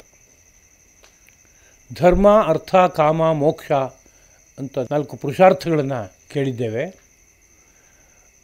ಅದರಲ್ಲಿ ಧರ್ಮ ಮತ್ತು ಮೋಕ್ಷ ಇವೆರಡರ ಮಧ್ಯದಲ್ಲಿ ಅರ್ಥ ಮತ್ತು ಕಾಮಗಳು ಇವೆರಡೂ ಬಂದಿವೆ. ಈ ಅರ್ಥ ಮತ್ತು ಕಾಮಗಳು ಧರ್ಮಕ್ಕೂ ಅವಿರೋಧವಾಗಿದ್ದರೆ, ಮೋಕ್ಷಕ್ಕೂ ಅವಿರೋಧವಾಗಿದ್ದರೆ ಅದು ಯೋಗ್ಯವಾದಂಥದ್ದು, ಅರ್ಥವತ್ತಾದದ್ದು ಎಂಬುದಾಗಿ ಕರೆಯಲ್ಪಡುತ್ತೆ. ಅಂತಹ ಕಾಮ ನಾನಾಗಿದ್ದೇನೆ, ಧರ್ಮಕ್ಕೆ ಹೊಂದಿಕೊಂಡಂತಹ ಕಾಮ ನಾನಾಗಿದ್ದೇನೆ ಅಂತ. ಹಾಗಂದ್ರೆ ಏನು ಅಂತ ಪ್ರಶ್ನೆ ಬರುತ್ತೆ. ಕಾಮ ಅಂತಂದಾಗ ಬೈಕೆ ನಾನಾ ಥರದ್ದು ಬರುತ್ತೆ. ತನ್ನ ಧರ್ಮ ಏನೋ ಅದಕ್ಕೆ ವಿರುದ್ಧವಾದಂಥ ಕಾಮಗಳು ನಾನಾ ರೀತಿಯಲ್ಲಿ ಹುಟ್ಟಿ ಅವನ ಧರ್ಮನಷ್ಟು ನಾಶ ಮಾಡುವಂಥದ್ದು ಬೇಕಾದಷ್ಟು ಉಂಟು. ಒಂದೆರಡು ಉದಾಹರಣೆಗಳನ್ನು ಗಮನಿಸ್ಕೊಳ್ಳೋದಾದರೆ, ನಮ್ಮ ದೇಹ ಇದೆ, ದೇಹಕ್ಕೊಂದು ಧರ್ಮ ಇರುತ್ತೆ. ಇಲ್ಲಿ ವಾತಪಿತ್ತ ಶ್ಲೇಷ್ಮಗಳು ಯಾವುದೋ ಒಂದು ಸಮಸ್ಥಿತಿಯಲ್ಲಿ ಇರಬೇಕು, ಸತ್ವರಜಸ್ತಮಸ್ಸು ಯಾವುದೋ ಒಂದು ಪ್ರಮಾಣದಲ್ಲಿ ಇರಬೇಕು. ಹಾಗಿದ್ದರೆ ಇದೊಂದು ಧರ್ಮ, ಒಂದು ಸ್ಥಿತಿ. ಈ ಸ್ಥಿತಿಯನ್ನು ಹಾಳು ಮಾಡೋಕ್ಕೆ ಬೇಕಾಗುವಂಥ ಒಂದು ಆಸೆ ಆಹಾರದ ವಿಷಯದಲ್ಲಿ ಹುಟ್ಕೋಬೋದು. ಆ ಆಹಾರ ಅವನ ಧರ್ಮನ ಹಾಳು ಮಾಡಿಬಿಡುತ್ತೆ. ಯಾರೋ ಒಬ್ಬ ಸಾತ್ವಿಕವಾದ ಮೈಯನ್ನು ಇಟ್ಕೊಂಡು ಹುಟ್ಟಿ ಬಂದಿದ್ದಾನೆ, ಸಾತ್ವಿಕವಾದ ಮನಸ್ಸನ್ನು ಇಟ್ಕೊಂಡು ಹುಟ್ಟಿ ಬಂದಿದ್ದಾನೆ, ಸಾತ್ವಿಕ ಜೀವನ. ಆದರೆ ಯಾವುದೋ ಒಂದು ರಾಜಸವಾದ, ತಾಮಸವಾದ ಆಹಾರವನ್ನು ಬಯಸ್ತಾನೆ. ಯಾಕೆ ಬಯಸ್ತಾನೆ ಅಂತ ಕೇಳಿದ್ರೆ, ಸಹವಾಸ ದೋಷದಿಂದ ಬಯಸ್ಬೋದು, ಕುತೂಹಲದಿಂದ ಬಯಸ್ಬೋದು, ಯಾವುದಾದ್ರೂ ಜನ್ಮಾಂತರದ ಸಂಸ್ಕಾರಗಳು ಜಾಗರೂಕವಾಗಿ ಅದನ್ನು ಬಯಸುವಂತೆ ಮಾಡಿಬಿಡ್ಬೋದು. ಇವತ್ತಿನ ಒಂದು ಜೀವನದಲ್ಲಿ ಅಂಥದ್ದನ್ನು ಬೇಕಾದಷ್ಟು ನೋಡ್ತೇವೆ. ಎಷ್ಟೋ ಕಾಲದಿಂದ ರಾಜಸ ತಾಮಸ ಆಹಾರವನ್ನು ಬಳಸದೇ ಇದ್ದ ಕುಟುಂಬದಲ್ಲಿ ರಾಜಸ ತಾಮಸ ಆಹಾರವನ್ನು ಬಳಸೋದಕ್ಕೆ ಆರಂಭ ಮಾಡ್ತಾರೆ. ಮನೆ ಮಂದಿಯೆಲ್ಲ ಶುರು ಮಾಡ್ತಾರೆ. ಸರಳವಾದ ಉದಾಹರಣೆ ಕೊಟ್ಟು ಹೇಳೋದಾದರೆ, ನೀರುಳ್ಳಿ, ಬೆಳ್ಳುಳ್ಳಿ ಯಾವುದೋ ಒಂದು ಕಾಲದಲ್ಲಿ ಅದು ರಾಜಸ ತಾಮಸ ಆಹಾರ, ಅದರಿಂದ ವರ್ಜ್ಯ ಸಾತ್ವಿಕರಿಗೆ ಎಂಬ ಮಾತಿತ್ತು. ಅದು ಯಾರೋ 4-6 ಜನಗಳಿಗೆ ಉಪಯುಕ್ತವಾದ ಆಹಾರವೇ ಅದು. ಅದರಲ್ಲಿ ಬೇಕಾದಷ್ಟು ದೇಹಕ್ಕೆ ಬೇಕಾಗುವ ಬಲವನ್ನು ಕೊಡುವಂಥ, ಸಾಮರ್ಥ್ಯವನ್ನು ಕೊಡುವಂಥ ಅಂಶಗಳೆಲ್ಲ ಇದೆ. ಅದು ಸರ್ವಥಾ ಆಹಾರವೇ ಅಲ್ಲ ಅಂತ ಹೇಳುವಂಥ ವಸ್ತುಗಳಲ್ಲ. ಆದರೆ ಅದರಲ್ಲಿರುವ ಶಕ್ತಿ ಯಾವುದಪ್ಪ ಅಂದರೆ ರಾಜಸ ಮತ್ತು ತಾಮಸವಾದ ಶಕ್ತಿ. ಅದನ್ನು ಸ್ವೀಕರಿಸಿದರೆ ಸಾತ್ವಿಕತೆ ಕಡಿಮೆಯಾಗಿ ರಾಜಸ ಸ್ವಭಾವ, ತಾಮಸ ಸ್ವಭಾವ ಬೆಳೆದು ಬಿಡುತ್ತೆ ಪ್ರಕೃತಿನಲ್ಲಿ. ಆಗ ಅವನ ತನವನ್ನು ಅವನು ಕಳ್ಕೊಂಬಿಡ್ತಾನೆ ಅನ್ನುವ ಸಂದರ್ಭ ಇದೆ. ಅವನ ತನವನ್ನು ಅವನು ಕಳ್ಕೊತಾನೆ ಅಂದರೆ ಏನರ್ಥ? ಅವನ ಧರ್ಮಕ್ಕೆ ವಿರುದ್ಧವಾದ ಆಹಾರವನ್ನು ಬಳಸಿ ಅವನ ಧರ್ಮ ಅಂತ ತಾನು ಹಾಳು ಮಾಡಿಕೊಂಡ ಅಂತ. ಹಾಗಲ್ಲದೆ ಯಾವುದೋ ಒಂದು ಆಹಾರದ ಬಗ್ಗೆ ಆಸೆ ಇದೆ. ನಾನು ಗೋವಿನ ಕ್ಷೀರವನ್ನು ಬಳಸ್ತೇನೆ ಅಂತ ಆಸೆಪಟ್ಟರೆ, ಘೃತವನ್ನು ಬಳಸ್ತೇನೆ ಅಂತ ಆಸೆಪಟ್ಟರೆ, ಹಣ್ಣು ಹಂಪಲನ್ನು ಬಳಸ್ತೇನೆ ಅಂತ ಆಸೆಪಟ್ಟರೆ, ಸಾತ್ವಿಕವಾದ ಆಹಾರ ವಸ್ತುಗಳನ್ನು ಬಳಸ್ತೇನೆ ಅಂತ ಆಸೆಪಟ್ಟರೆ, ಆಸೆ ಏನಂತ ಕರಿಬೇಕು? ಧರ್ಮಕ್ಕೆ ವಿರುದ್ಧವಲ್ಲದ ಆಸೆಗಳು ಎಂಬುದಾಗಿ ಕರಿಬೇಕು. ಅದು ಧರ್ಮವನ್ನು ಕಾಪಾಡಿಕೊಳ್ಳೋದಕ್ಕೆ ಕಾರಣವಾಗುವ ಆಸೆಗಳು ಅಂತ. ಹೀಗೆ ಇರಬೇಕು ಎಲ್ಲ ಆಸೆಗಳು ಮನುಷ್ಯನಿಗೆ. ಹಾಗಿದ್ದಾಗ ಮಾತ್ರ ಅಂಥ ಕಾಮವನ್ನು ಪುರುಷಾರ್ಥದ ಸರಣಿಯಲ್ಲಿ ಹೇಳಬಹುದಾದ ಕಾಮ ಎಂಬುದಾಗಿ ಕರಿಬೇಕಾಗುತ್ತೆ. ಇದೇ ಆಹಾರದ ವಿಷಯದಲ್ಲಿ ಇನ್ನೊಂದು ಸ್ವಲ್ಪ ಆಲೋಚನೆ ಮಾಡೋದಾದರೆ, ಎಲ್ಲ ಆಹಾರ ವಸ್ತುಗಳಲ್ಲೂ ಒಂದಲ್ಲ ಒಂದು ಗುಣ ಇದ್ದೇ ಇರುತ್ತೆ. ಗುಣ ಇಲ್ಲ ಅಂತ ಅರ್ಥ ಅಲ್ಲ. ಆದರೆ ಇವನ ಮೈನ ಪ್ರಕೃತಿ ಯಾವುದು, ಇವನ ಧರ್ಮ ಯಾವುದು, ಅದಕ್ಕದು ಹೊಂದುತ್ತೋ ಹೊಂದಲ್ವೋ ಅನ್ನೋದು ಅತ್ಯಂತ ಪ್ರಧಾನವಾಗಿ ಗಮನಿಸಬೇಕಾದದ್ದು. ಮದ್ಯ ಇದೆ, ಮದ್ಯದಲ್ಲಿ ಗುಣವೇ ಇಲ್ಲ ಅಂತ ಏನು ಹೇಳೋಕ್ಕಾಗಲ್ಲ. ಗುಣ ಇದೆ, ಯಾರಿಗೂ ಅದು ಉಪಕಾರವನ್ನು ಉಂಟು ಮಾಡುತ್ತೆ, ಯಾವುದೋ ಸಂದರ್ಭದಲ್ಲಿ ಉಪಕಾರವನ್ನು ಉಂಟು ಮಾಡುತ್ತೆ, ಇವೆಲ್ಲ ಇರ್ಬೋದು. ಆದರೆ ಪರಮ ಸಾತ್ವಿಕನಾದವನಿಗೆ ಆ ಮದ್ಯವನ್ನು ಸೇವನೆ ಮಾಡಿದ್ರೆ ಆಯುರ್ವೇದ ಶಾಸ್ತ್ರ ಹೇಳುತ್ತೆ ಅವನು ಓಜಸ್ಸು ನಷ್ಟವಾಗ್ತಾ ಹೋಗುತ್ತೆ. ಓಜಸ್ಸೆಂಬುದು ಸಪ್ತಧಾತುಗಳ ಅನಂತರದಲ್ಲಿ ಹುಟ್ಟುವಂತಹ, ಎದೆ ಜಾಗದಲ್ಲಿ ನೆಲೆಸುವಂತಹ ಒಂದು ವಿಶಿಷ್ಟವಾದ ಅವನ ಕಾಂತಿಗೆ ಕಾರಣವಾಗುವಂತಹ ಒಂದು ವಿಶಿಷ್ಟವಾದ ವಸ್ತು ಅದು. ಅಂತಹ ಓಜಸ್ಸು ನಷ್ಟವಾಗ್ತಾ ಹೋಗುತ್ತೆ ಎಂಬುದಾಗಿ, ತೇಜೋಹೀನನಾಗಿ ಆಗ್ತಾ ಹೋಗ್ತಾನೆ ಕ್ರಮವಾಗಿ ಅಂತ ಹೇಳೋದುಂಟು. ಹಾಗಾಗುತ್ತೆ ಅದರಿಂದ ಅಂತಾದಾಗ ಆ ವಸ್ತುವನ್ನು ಸೇವಿಸಿದರೆ ಸರಿಯಲ್ಲ. ಅದು ಆ ಆಸೆ ಇದೆಯಲ್ಲ, ಅದು ಧರ್ಮಕ್ಕೆ ವಿರುದ್ಧವಾದ ಆಸೆ ಅದು ಎಂಬುದಾಗಿ ಕರೆಯಲ್ಪಡುತ್ತೆ. ಇದೇ ರೀತಿಯಲ್ಲಿ ಅತಿ ಭೋಜನದ ಆಸೆ ಇರುತ್ತೆ ಎಷ್ಟೋ ಜನಗಳಿಗೆ. ಎಷ್ಟು ದೇಹಕ್ಕೆ ಬೇಕೋ ಅದಕ್ಕಿಂತ ಮಿತಿ ಮೀರಿ ಆಹಾರವನ್ನು ಬಳಸುವಂಥ ಪ್ರವೃತ್ತಿ ಇರುತ್ತೆ. ಇದು ಏನಿದು ಅಂತ ಕೇಳಿದ್ರೆ ಧರ್ಮಕ್ಕೆ ವಿರುದ್ಧವಾದ ಕಾಮ ಎಂಬುದಾಗಿ. ಅತಿ ಭೋಜನ ಅನೇಕ ರೀತಿಯಾದಂತಹ ಏರುಪೇರುಗಳನ್ನು ತರುತ್ತೆ, ಧರ್ಮವನ್ನು ನಾಶ ಮಾಡಿಬಿಡುತ್ತೆ. ಅನಾರೋಗ್ಯಂ ಅನಾಯುಷ್ಯಂ ಅಸ್ವರ್ಗ್ಯಂಚ ಅತಿಭೋಜನಂ ಅಪುಣ್ಯಂ ಲೋಕವಿದ್ವಿಷ್ಟಂ ತಸ್ಮಾತ್ ತತ್ ಪರಿವರ್ಜಯೇತ್. ಅದನ್ನೇ ಯಾವುದೋ ಒಂದು ಸಂದರ್ಭದಲ್ಲಿ ಬಿಚ್ಚಿ ಹೇಳಿದರು, ಅತಿ ಭೋಜನವನ್ನು ಯಾವುದೇ ಕಾರಣಕ್ಕೂ ಮಾಡಬೇಡಿ, ಒಂದು ತುತ್ತು ಅನ್ನವನ್ನು ಜಾಸ್ತಿ ಬಳಸಬೇಡಿ ಅಂತ. ಯಾತಕ್ಕೆ ಅಂತ ಕೇಳಿದರೆ ಅನಾರೋಗ್ಯಂ, ನಿಮ್ಮೆಲ್ಲ ಅನಾರೋಗ್ಯಕ್ಕೆ ಅದು ಕಾರಣಭೂತವಾಗಿ ಆಗುತ್ತೆ. ಅನಾಯುಷ್ಯಂ, ನಿಮ್ಮ ಆಯುಷ್ಯ ಕ್ಷಯಿಸುತ್ತೆ ಅದರಿಂದಾಗಿ. ಅಸ್ವರ್ಗ್ಯಂ, ನೀವು ಆ ಸಲ್ಲದ ಅನ್ನವನ್ನು ಬಳಸಿದ ಪಾಪದ ಕಾರಣದಿಂದಾಗಿ ನೀವು ಪಡಿಬಹುದಾದ ಸ್ವರ್ಗನ ನೀವು ಕಳ್ಕೊಂಡಂತಾಗುತ್ತೆ. ಸ್ವರ್ಗಕ್ಕೆ ಅದು ದ್ವಾರವಾಗಿ ಆಗೋಲ್ಲ. ಮತ್ತು ಅಪುಣ್ಯಂ, ಅತಿಭೋಜನವೆಂಬುದು ಪಾಪರೂಪವಾದದ್ದು, ಪುಣ್ಯವಂತೂ ಅಲ್ಲ ಅದು. ಲೋಕವಿದ್ವಿಷ್ಟಂ, ಇದ್ರ ಜೊತೆಗೆ ಜನಗಳು ಕೂಡ ದ್ವೇಷಿಸ್ತಾರೆ. ಅತಿಭೋಜನ ಸರಿಯಲ್ಲ, ಹಾಗೆ ಮಾಡಬಾರ್ದು, ಅತಿಭೋಜನ ಮಾಡ್ತಾ ಇದ್ದಾನೆ ಇವನು ಅಂತ ಅವನನ್ನು ನಿಂದಿಸ್ತಾರೆ ಲೋಕದ ಜನಗಳು. ಅದರಿಂದ ಲೋಕವಿದ್ವಿಷ್ಟವಾದದ್ದು. ಹಾಗಿರೋದು ತಸ್ಮಾತ್ ತತ್ ಪರಿವರ್ಜಯೇತ್, ಅದನ್ನು ಸರ್ವಥಾ ಬಿಡಬೇಕು ಎಂಬುದಾಗಿ ಹೇಳೋದುಂಟು. ಅದರಿಂದ ಅತಿಭೋಜನದ ಕಾಮ ಇದೆ ನನಗೆ ಅಂತಂದರೆ ಅದು ಧರ್ಮಕ್ಕೆ ವಿರುದ್ಧವಾದ ಕಾಮ. ನನ್ನ ತನವನ್ನು ಪೂರ್ತಿ ಹಾಳು ಮಾಡಿಬಿಡುತ್ತೆ. ನನ್ನ ತನ ಇದೆ ಅಂದರೆ ನನ್ನ ಬುದ್ಧಿಯೂ ಚೆನ್ನಾಗಿರುತ್ತೆ, ಮನಸ್ಸು ಚೆನ್ನಾಗಿರುತ್ತೆ, ಆಯುಷ್ಯವೂ ಚೆನ್ನಾಗಿರುತ್ತೆ, ಆರೋಗ್ಯವೂ ಚೆನ್ನಾಗಿರುತ್ತೆ, ಎಲ್ಲವೂ ಚೆನ್ನಾಗಿರುತ್ತೆ. ಅದೆಲ್ಲವೂ ಚೆನ್ನಾಗಿರಬೇಕು. ಆ ಚೆನ್ನಾಗಿದ್ದಾಗಲೇ ಧರ್ಮ ನೆಲೆಸಿದೆ ಅಂತ ಅರ್ಥ. ಅದನ್ನು ಹಾಳು ಮಾಡುತ್ತೆ ಯಾವುದೋ ಒಂದು ಅಂತಂದರೆ ಅದು ದುಷ್ಕಾಮ, ಅದನ್ನು ಬಿಡಬೇಕು ಅಂತ ಅರ್ಥ. ಅದೇ ರೀತಿಯಲ್ಲಿ ಅಕಾಲ ಭೋಜನ, ಹೊತ್ತು ಗೊತ್ತು ಇಲ್ಲೇ ಊಟ ಮಾಡಬೇಕು ಅಂತ ಆಸೆ, ತಿಂಡಿ ತಿನ್ನಬೇಕು ಅಂತ ಆಸೆ. ಸಂಧ್ಯಾಕಾಲ ಅಕಾಲ ಅದು ಆಹಾರಕ್ಕೆ. ಸಂಧ್ಯಾಕಾಲ ಅಂತ ಇರೋದೇ ಮನಸ್ಸನ್ನು ಶಾಂತಗೊಳಿಸ್ಕೊಂಡು ಅಂತರ್ಮುಖ ಯಾತ್ರೆ ಮಾಡೋದಕ್ಕೆ ಬಹಳ ಪ್ರಶಸ್ತವಾದ ಕಾಲ ಅದು. ಅಂತಹ ಕಾಲದಲ್ಲಿ ಆಹಾರ ಸ್ವೀಕರಿಸಬೇಕು ಅಂತ ನನ್ನ ಬುದ್ಧಿ ಆಡ್ತಾ ಇದೆ ಅಂದರೆ ಧರ್ಮ ವಿರುದ್ಧವಾದ ಕಾಮ ಅಂತ ಅರ್ಥ. ನನ್ನ ಧರ್ಮವನ್ನು ಪೂರ್ತಿ ಹಾಳು ಮಾಡುತ್ತೆ. ಯಾಕೆಂದರೆ ಅಗ್ನಿ ದೀಪ್ತವಾಗಿರೋಲ್ಲ, ಜಠರಾಗ್ನಿ. ಕೊಟ್ಟ ಆಹಾರವನ್ನು ಪಚನ ಮಾಡ್ಕೊಳ್ಳೋಕೆ ಬೇಕಾಗೋ ಸ್ಥಿತಿಲಿ ಇರಲ್ಲ. ಹಾಗಿದ್ದಾಗ ಆಹಾರವನ್ನು ಕೊಟ್ಟರೆ ಆಹಾರ ತಾಮಸವಾಗಿ ಪಚನವಾಗಿ ದೇಹದೊಳಗಡೆಗೆ ತಾಮಸಿಕ ಶಕ್ತಿಯಾಗಿ ಸೇರ್ಕೊಂಡ್ಬಿಡುತ್ತೆ ಅದು. ಆಗ ನನ್ನ ತನ ಬಿದ್ದೋಗುತ್ತೆ. ಸಂಧ್ಯಾಕಾಲದಲ್ಲಿ ಶಾಂತ ಚಿತ್ತನಾಗಿ ಭಗವಂತನನ್ನು ಭಾವಿಸಬೇಕು ಅಂತ ಅಂದ್ಕೊಂಡು ಮಾತ್ರಕ್ಕೆ ಅದು ಆಗೋಲ್ಲ. ಯಾಕಾಗಲ್ಲ ಅಂದರೆ ತಾಮಸಿಕ ಶಕ್ತಿ ಮೈ ತುಂಬ ಸೇರಿಕೊಂಡಿದೆ. ಎಲ್ಲಿಂದ ಸೇರ್ಕೋತದು ಅಂತ ಕೇಳಿದರೆ ನನ್ನ ಒಂದು ಆಸೆ, ತಪ್ಪು ಆಸೆ, ಧರ್ಮಕ್ಕೆ ವಿರುದ್ಧವಾದ ಆಸೆ. ಸಂಧ್ಯಾಕಾಲದಲ್ಲಿ ಆಹಾರವನ್ನು ಸ್ವೀಕರಿಸಬೇಕು ಅಂತ ಆಸೆ ಹುಟ್ಕೋತು. ಆಗಾಗ ಸ್ವೀಕರಿಸಿದೆ. ಪರಿಣಾಮವಾಗಿ ತಮಸ್ಸು ಮೈ ತುಂಬ ತುಂಬಿಕೊಂಡಿದೆ. ಈಗ ಜಪಕ್ಕೆ ಕೂತ್ರೆ, ಧ್ಯಾನಕ್ಕೆ ಕೂತ್ರೆ, ಶಾಂತವಾದ ಮನಸ್ಸಿನಿಂದ ಒಂದು ಕಡೆಯಲ್ಲಿ ಏಕಾಂತವಾಗಿ ಮೌನವಾಗಿ ಕೂತ್ಕೋಬೇಕು ಅಂತ ಕೂತ್ಕೊಂಡ್ರೆ ತೂಕಡಿಕೆ ಯಾವಾಗ ನಿದ್ದೆ. ಯಾತಕ್ಕೆ ಅಂತ ಕೇಳಿದ್ರೆ ಮೈನಲ್ಲಿ ತಮೋ ಗುಣ ತುಂಬಿಕೊಂಡಿದೆ. ಹೇಗೆ ತುಂಬ್ಕೋತು ಅಂತ ಕೇಳಿದ್ರೆ ಮಾಡಿದ ತಪ್ಪಿನ ಕಾರಣದಿಂದ ತುಂಬ್ಕೋತು. ಏನು ತಪ್ಪು ಮಾಡಿದೆ ಅಂದರೆ ಅಕಾಲದಲ್ಲಿ ಭೋಜನ ಮಾಡಿತ್ತು ಅದು. ಅದರಿಂದ ಕಾಲಿಕವಾದ ಭೋಜನ ಇದೆಯಲ್ಲ, ಅದು ಹಸಿದಾಗ ಮಾಡುವ ಭೋಜನ ಇದೆಯಲ್ಲ, ಅದು ಧರ್ಮಕ್ಕೆ ವಿರುದ್ಧವಲ್ಲದ ಕಾಮ. ಇದೇ ರೀತಿಯಲ್ಲಿ ಉಳಿದ ವಿಷಯಗಳನ್ನು ಮನಸ್ಸಿಗೆ ತಂದ್ಕೋಬೇಕು. ಉದಾಹರಣೆಗೆ ನಿದ್ರೆ ಅಂತ ತೆಗೆದುಕೊಂಡ್ರೆ, ಮಾನವರು ರಾತ್ರಿ ವೇಳೆಯಲ್ಲಿ ನಿದ್ದೆ ಮಾಡಬೇಕು, ರಾಕ್ಷಸರು ಹಗಲು ವೇಳೆಯಲ್ಲಿ ನಿದ್ದೆ ಮಾಡಬೇಕು. ಯಾಕೆಂದರೆ ಅವರ ಮೈನ ರಚನೆಯೇ ಹಾಗಾಗಿದೆ. ಅವರಿಗೆ ರಾತ್ರಿಂಚರರು ಅಂತ ಹೆಸರಿದೆ. ಯಾಕೆ ಅಂದರೆ ರಾತ್ರಿ ವೇಳೆಯಲ್ಲಿ ಅವರಿಗೆ ಜಾಗರೂಕವಾಗಿರೋದಕ್ಕೆ ಬೇಕಾಗುವ ಸ್ಥಿತಿ ಇದೆ. ಮಾನವರಿಗೆ ಹಗಲು ವೇಳೆಯಲ್ಲಿ ಜಾಗರೂಕವಾಗಿರೋದಕ್ಕೆ ಬೇಕಾದ ಸ್ಥಿತಿ ಇದೆ. ಹೀಗಿದ್ದಾಗ ಹಗಲು ವೇಳೆಯಲ್ಲಿ ಎಚ್ಚರಿಕೆಯಿಂದ ಇದ್ದು ಕೆಲಸಗಳನ್ನು ಮಾಡ್ಕೋತಾ ರಾತ್ರಿ ವೇಳೆಯಲ್ಲಿ ನಿದ್ದೆ ಮಾಡಬೇಕು. ಅದು ಬಿಟ್ಟು ಹಗಲು ವೇಳೆಯಲ್ಲಿ ನಂಗೆ ನಿದ್ದೆ ಮಾಡಬೇಕು ಅಂತ ತುಂಬ ಅನಿಸುತ್ತೆ ಅಂತಂದರೆ ಅವನ ಧರ್ಮವನ್ನು ಹಾಳು ಮಾಡ್ಕೊಳ್ಳೋದಕ್ಕೆ ಬೇಕಾಗುವ ಕಾಮ ಇದು ಅಂತ ಅರ್ಥ. ಅದಕ್ಕೆ ಹಗಲು ವೇಳೆಯಲ್ಲಿ ನಿದ್ದೆ ಮಾಡಿದ್ರೆ ಮೈ ಭಾರ ಜಾಸ್ತಿ ಆಗುತ್ತೆ, ಬುದ್ಧಿ ಮಂದವಾಗುತ್ತೆ. ಅದರಿಂದ ಅವನಲ್ಲಿ ಸಾಮರ್ಥ್ಯಗಳು ಏನೇನಿತ್ತು ಅಷ್ಟು ಸಾಮರ್ಥ್ಯ ಕುಸಿತ ಹೋಗುತ್ತೆ.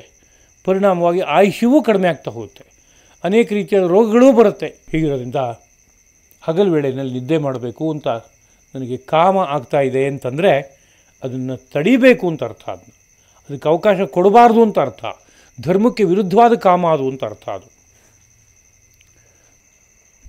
ಇದೇ ರೀತಿಯಲ್ಲಿ ರಾತ್ರಿಯಲ್ಲಿ ಜಾಗರೂಕವಾಗಿರಬೇಕು ಅಂತ ನನಗೆ ಅನಿಸುತ್ತೆ. ಯಾವಾಗಲೂ ರಾತ್ರಿ 11 ಗಂಟೆ ಮೇಲೆ ನನಗೆ ಉತ್ಸಾಹ ಬರುತ್ತೆ, ಪುಸ್ತಕ ತೊಗೊಂಡು ಓದ್ತಾ ಕೂತ್ಕೋಬೇಕು ಅಂತ ಅನಿಸುತ್ತೆ, ಟಿ ವಿ ನೋಡಬೇಕು ಅಂತ ಅನಿಸುತ್ತೆ, ಇಲ್ಲ ಬೇರೆ ಏನೋ ಸಂಭಾಷಣೆ ಮಾಡಬೇಕು ಅಂತ ಅನಿಸುತ್ತೆ. ಅಂದರೆ ಯಾವತ್ತೋ ಒಂದು ದಿವಸ ಆಯಿತು ಅಂತಂದರೆ ಅನಿವಾರ್ಯ ಇತ್ತು, ಆಗ ದೋಷ ಆಗಲ್ಲ. ಅದು ದೇಹ ಅನಿವಾರ್ಯದ ಪ್ರಸಂಗಗಳಲ್ಲೆಲ್ಲ ಆಗುವ ಏರುಪೇರನ್ನು ತಾನು ಸರಿಪಡಿಸ್ಕೊಂಬಿಡುತ್ತೆ. ದೇಹಕ್ಕೆ ಸಾಮರ್ಥ್ಯ ಇರುತ್ತೆ ಅದು. ಆದರೆ ಆಗಾಗ ನಾವೇ ಹಂಬಲಿಸಿ ಆ ರೀತಿಯಾದಂಥ ಒಂದು ವ್ಯವಸ್ಥೆಯನ್ನು ಇಟ್ಕೋತೀವಿ, ಬೆಳೆಸ್ಕೋತೀವಿ ಅಂತಾದರೆ ಆಗ ಅದು ವಿರುದ್ಧ ಪರಿಣಾಮವನ್ನು ಉಂಟು ಮಾಡ್ತಾ ಹೋಗುತ್ತೆ. ರಾತ್ರಿ ವೇಳೆಯಲ್ಲಿ ಯಾರು ಜಾಗರೂಕವಾಗಿ ಇರ್ತಾನೋ ಅವನು ದೇಹ, ಮನಸ್ಸು, ಬುದ್ಧಿ ಎಲ್ಲವೂ ಕೂಡ ಕ್ರಮವಾಗಿ ಬಲವನ್ನು ಕಳ್ಕೊಂಬಿಡುತ್ತೆ ಎಂಬುದಾಗಿ ಶಾಸ್ತ್ರ ಹೇಳುತ್ತೆ. ಆಯುರ್ವೇದ ವಿಜ್ಞಾಪಿಸುವಂಥದ್ದು ಉಂಟು. ವ್ಯಾಯಾಮ ಜಾಗರ ಅಧ್ವ ಸ್ತ್ರೀ ಹಾಸ್ಯ ಭಾಷ್ಯಾದಿ ಸಾಹಸಂ ಗಜಂ ಸಿಂಹೈವಾಕರ್ಷನ್ ಭಜನ್ ಅತಿ ವಿನಿಶ್ಯತಿ ಅಂತ ವಾಗ್ಭಟರ ಮಾತು.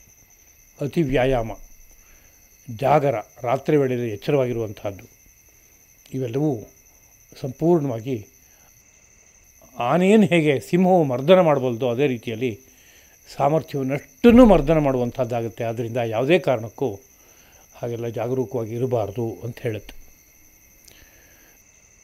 ಇದೇ ರೀತಿಯಲ್ಲಿ ಕಾಮ ಅಂತ ತಗೊಂಡಾಗ ನಾನಾ ಥರದ ವಿಷಯಗಳಲ್ಲಿ ಕಾಮ ಪ್ರವೃತ್ತವಾಗುತ್ತೆ. ಸಂಪತ್ತು ಕಾಮಗಳಿರುತ್ತೆ, ಆ ಸಂಪತ್ತು ಬೇಕು, ಈ ಸಂಪತ್ತು ಬೇಕು ಅಂತ. ಎಷ್ಟೋ ಸಂದರ್ಭದಲ್ಲಿ ಅರ್ಥ ಮಾಡ್ಕೊಳ್ಳದೆ ಆ ಸಂಪತ್ತು ನನಗೆ ಬೇಕೇ ಬೇಡವೆ, ಅದು ನನ್ನಲ್ಲಿ ಬಾಳುತ್ತೆ, ಅದರಿಂದ ನಾನು ಸುಖ ಪಡ್ತೀನಿ ಪಡೋಲ್ವಾ ಅನ್ನೋದು ಸಹ ಅರ್ಥ ಮಾಡ್ಕೊಳ್ಳದೆ ವಸ್ತುಗಳನ್ನು ಸಂಗ್ರಹ ಮಾಡುವಂಥ ಸ್ವಭಾವ ಇರುತ್ತೆ ಎಷ್ಟೋ ಸಂದರ್ಭದಲ್ಲಿ.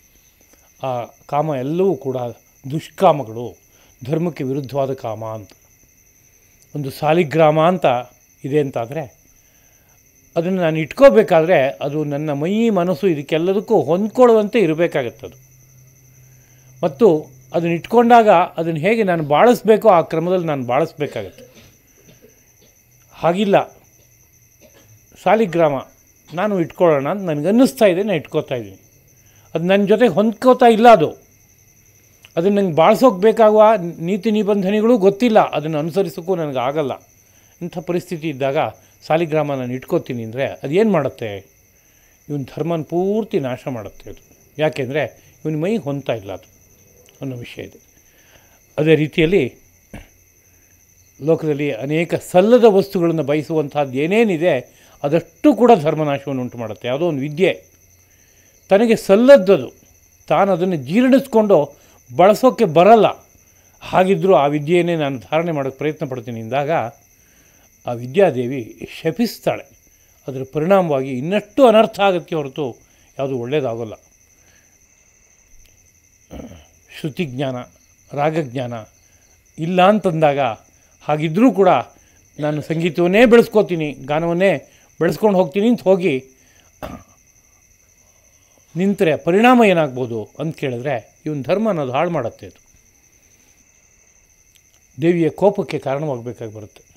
ಹಾಗಾಗಬಾರ್ದು. ಅದರಿಂದ ಯಾವುದು ಎಲ್ಲಿಗೆ ಸಲ್ಲುತ್ತೋ ಅದನ್ನು ಸೇರಿಸ್ಕೋಬೇಕು, ಸಲ್ಲದೆ ಇದ್ದಿದ್ದನ್ನು ಸೇರಿಸ್ಕೋಬಾರ್ದು, ಹತ್ತಿರಕ್ಕೆ ತಂದ್ಕೋಬಾರ್ದು. ಈ ನೇರದಲ್ಲೇ ಅನೇಕ ಮಾತುಗಳು ಬಂದಿದೆ. ಭಾರತ ಸಂಸ್ಕೃತಿಯಲ್ಲಿ ಪರಸ್ತ್ರೀ ಅನ್ನೋದು ಅತ್ಯಂತ ಭೀಕರವಾದಂತಹ ಸರ್ವನಾಶಕ್ಕೆ ಕಾರಣವಾಗುವಂತಹ ಒಂದು ಶಕ್ತಿ ಎಂಬುದಾಗಿ ಕರೆಯೋದುಂಟು. ಸೀತೆಯನ್ನು ಅಪಹಾರ ಮಾಡ್ಕೊಂಡು ಹೋದಂಥ ರಾವಣ ಕೊನೆಗೆ ಕಂಡ ಸ್ಥಿತಿಯೇನು ಅಂತ ಕೇಳಿದ್ರೆ ಸರ್ವನಾಶ. ಯಾತಿಕೆ ಅಂತ ಕೇಳಿದ್ರೆ ಪರಸ್ತ್ರೀ ಅಂತ, ತನಗೆ ಸಲ್ಲದ ವಸ್ತು, ಆದ್ದರಿಂದ ಅದನ್ನು ಅಪಹಾರ ಮಾಡಿದ್ರೆ ಅದು ದುಷ್ಕಾಮ, ಧರ್ಮಕ್ಕೆ ಸಲ್ಲುವಂತಹ ಕಾಮ ಅಲ್ಲ. ಅದಕ್ಕಾಗಿ ಆ ದಂಡನೆ ಕೊನೆಗೆ ರಾಮನಿಂದ ಉಂಟಾಗಬೇಕಾಗಿ ಬಂತು. ಕಾಮಗಳು ಎಲ್ಲಿ ಬೇಕಾದ್ರೂ ಹೇಗೆ ಬೇಕಾದ್ರೂ ಹುಟ್ಟಬೋದು, ಆದರೆ ಹುಟ್ಟಿದ ಕಾಮ ಎಲ್ಲ ಧರ್ಮಕ್ಕೆ ಪೋಷಕವಾಗಿರುತ್ತಾ ನೋಡ್ಕೋಬೇಕಾದ ಜವಾಬ್ದಾರಿ ಇದೆ. ಧರ್ಮಕ್ಕೆ ಪೋಷಕ ಅಲ್ಲ ಅಂತಂದಾಗ ಅಂಥ ಕಾಮದ ಬಗ್ಗೆ ಎಚ್ಚರಿಕೆ ವಹಿಸಬೇಕು. ಯಾವುದೇ ಕಾರಣಕ್ಕೆ ಅದು ಹುಟ್ಟಬಾರ್ದು, ಹಾಗೆ ನೋಡ್ಕೊಳ್ಳೋದಕ್ಕೆ ಪ್ರಯತ್ನ ಪಡಬೇಕು. ಯಾರಾದರೂ ದುಷ್ಕಾಮ ಇರುವಂಥ ವ್ಯಕ್ತಿ ಇದ್ದಾನೆ ಅಂತಾದರೆ ಅವನ ಸಂಪರ್ಕ ಬೆಳೆಸ್ಕೊಂಡ್ರೆ ಸಾಕು, ಅದೇ ಬುದ್ಧಿ ಇವನಿಗೆ ಬರುತ್ತೆ. ಅವನು ಪಾಪವೂ ಈ ಕಡೆ ಸಂಕ್ರಾಂತವಾಗುತ್ತೆ, ಅವನ ಬುದ್ಧಿಯೂ ಈ ಕಡೆಗೆ ಬರುತ್ತೆ. ಇವನು ಕ್ರಮವಾಗಿ ಹೀಗಾಗ್ಬಿಡ್ತಾನೆ. ಹೀಗಿರೋದ್ರಿಂದ ಕಾಮ ಯಾವ ತರಹ ಇರಬೇಕು, ಪ್ರತಿ ಹೆಜ್ಜೆನಲ್ಲೂ ಇದು ನನಗೆ ಸಲ್ಲುವ ಕಾಮವೇ ಅಂತ ಆಲೋಚನೆ ಮಾಡಬೇಕು. ಅದು ಸಲ್ಲುವ ಕಾಮ ಆದರೆ ಮಾತ್ರ ಇಟ್ಕೋಬೇಕು. ಸಲ್ಲೋದು ಅಂದರೆ ಅರ್ಥ ಏನಪ್ಪ ಅಂದರೆ ತನ್ನ ಧರ್ಮವನ್ನು ಪೋಷಿಸುತ್ತೆಯೋ ಪೋಷಿಸಲ್ವೋ. ಪೋಷಿಸುತ್ತೆ ಅಂದರೆ ಅದು ಸರಿಯಾದ ಕಾಮ ಇಟ್ಕೋಬೇಕು ಅಂತ. ಅದು ಇದು ಹೇಗೆ ಗೊತ್ತಾಗುತ್ತೆ ಅಂತ ಕೇಳಿದ್ರೆ ಬಲ್ಲವರಿಂದ ತಿಳ್ಕೋಬೇಕು. ಶಾಸ್ತ್ರಗಳೆಲ್ಲ ಆ ವಿಷಯದಲ್ಲಿ ಮಾರ್ಗದರ್ಶನ ಕೊಡ್ತಾಯಿದೆ. ವೇದ ಮಾರ್ಗದರ್ಶನ ಕೊಡ್ತಾಯಿದೆ, ಸ್ಮೃತಿಗಳು, ಇತಿಹಾಸ ಪುರಾಣಗಳು ಎಲ್ಲ ಮಾರ್ಗದರ್ಶನ ಕೊಡ್ತಾಯಿದೆ. ಇದು ಇಂಥವರಿಗೆ ಸಲ್ಲುವ ಕಾಮ, ಹೊಂದುವ ಕಾಮ, ಇಂಥವರಿಗೆ ಇದು ಹೊಂದದೇ ಇರುವಂಥ ಕಾಮ ಅನ್ನೋ ತಿಳುವಳಿಕೆಯನ್ನು ಕೊಡ್ತಾಯಿದೆ. ಅದನ್ನು ಅನುಸರಿಸಿ ಬದುಕೋದಾದರೆ ಒಬ್ಬೊಬ್ಬನು ಕೂಡ ಧರ್ಮವನ್ನು ಚೆನ್ನಾಗಿ ಇಟ್ಕೊಳ್ಳೋಕ್ಕೆ ಸಾಧ್ಯವಾಗುತ್ತೆ. ಅದರಿಂದ ನಾನು ಧರ್ಮಕ್ಕೆ ವಿರುದ್ಧವಲ್ಲದ ಕಾಮರೂಪವಾಗಿ ಇದ್ದೇನೆ ಅಂತ ಶ್ರೀಕೃಷ್ಣ ಪ್ರಭು ಹೇಳ್ತಾ ಇದ್ದಾನೆ. ಅದರಿಂದ ಲೋಕದಲ್ಲಿ ಎಲ್ಲೆಲ್ಲಿ ಧರ್ಮ ವಿರುದ್ಧವಲ್ಲದ ಕಾಮಗಳು ಕಂಡುಬರುತ್ತೋ ಅಲ್ಲೆಲ್ಲ ಭಗವಂತನ ಸಾನ್ನಿಧ್ಯ ಇದೆ ಅಂತ ಅಂದ್ಕೋಬೇಕು. ಅಂದರೆ ವಿಶೇಷವಾದ ಸಾಮರ್ಥ್ಯ ಅಲ್ಲಿ ತುಂಬುತ್ತೆ ಅಂತ ಅಂದ್ಕೋಬೇಕು. ಭಗವಂತನ ಜ್ಞಾನಾನಂದ ಅಲ್ಲಿ ಮನೆ ಮಾಡುತ್ತೆ ಅಂತ ಅಂದ್ಕೋಬೇಕು. ಕ್ರಮಕ್ರಮವಾಗಿ ಎಲ್ಲ ರೀತಿಯಾದ ಸೌಖ್ಯ, ನೆಮ್ಮದಿ ಎಲ್ಲವನ್ನೂ ಪಡೆಯೋದಕ್ಕೆ ಅವರಿಂದ ಸಾಧ್ಯವಾಗುತ್ತೆ ಅಂತ ಅರ್ಥ. ಅದರಿಂದ ನಮಗೆ ನೆಮ್ಮದಿ ಬೇಕು ಅಂತ ಬಯಸೋದಾದರೆ ಮಾಡಬೇಕಾದ ಕಾರ್ಯ ಏನಪ್ಪ ಅಂದರೆ ಧರ್ಮಕ್ಕೆ ವಿರುದ್ಧವಲ್ಲದ ಕಾಮಗಳನ್ನು ಮಾತ್ರ ಇಟ್ಕೋಬೇಕು. ಹಾಗಾದರೆ ಮಾತ್ರ ತಾನಾಗೇ ನೆಮ್ಮದಿ ಅನ್ನೋದು ಬಂದು ನೆಲೆಸುತ್ತೆ, ಎಲ್ಲ ಸಾಮರ್ಥ್ಯಗಳು ಹಿಗ್ಗುತ್ತೆ, ಒಂದು ಉತ್ಕೃಷ್ಟವಾದ ಜೀವನವಾಗಿ ಆಗುತ್ತೆ ಅನ್ನೋದು ಒಟ್ಟು ತಾತ್ಪರ್ಯವಾಗಿ ಸ್ವೀಕರಿಸಬಹುದಾದಂಥ ವಿಚಾರ. ಹೀಗೆ ಕೃಷ್ಣ ಪ್ರಭು